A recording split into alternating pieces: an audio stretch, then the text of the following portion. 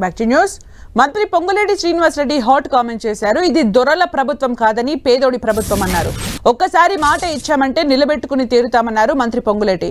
బంజారాహిల్స్ లోని integrated sub registrar కార్యాలయానికి మంత్రులు పొన్నం ప్రభాకర్, అజారుద్దీన్ తో కలిసి శంకుస్థాపన చేశారు.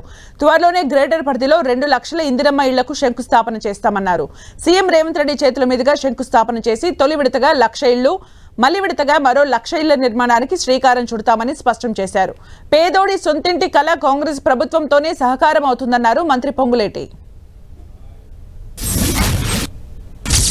2 BHK ఆనాటి ప్రభుత్వం అందరి ద్రాక్ష పండ్లా చూపించింది.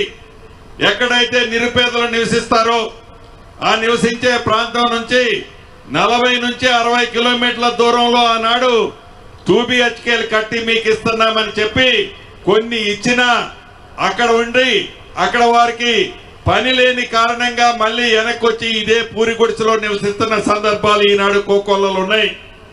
అటువంటి పరిస్థితి పునరావృతం కావద్దని మొదటి విడతగా ఈ 3 కార్పొరేషన్లోని ప్రతి నియోజకవర్గానికి ఈ ఇందిరమ్మ ఇళ్ల కార్యక్రమాన్ని రాబోయే కొద్ది రోజుల్లోనే గౌరవ ముఖ్యమంత్రి రేవంత్ రెడ్డి గారి చేతుల మీదుగా శంకుస్థాపన చేసుకొని, ఏదో శంకుస్థాపన ఇయ్యాల చేస్తే 10 సంవత్సరాలకు పూర్తయ్యే విధంగా కాకుండా మొదటి సంవత్సరంలోనే శంకుస్థాపన చేసిన సంవత్సరంలోనే ఇల్లును కూడా పూర్తి చేసి ఆ పేదింటి ఆడబిడ్డకి మీ పెద్దన్న రేవంత్ అన్న ఇచ్చే గిఫ్ట్ గా ఇచ్చి తీరుతామని కూడా ఈ వేదిక ద్వారా తెలియజేస్తున్నాం.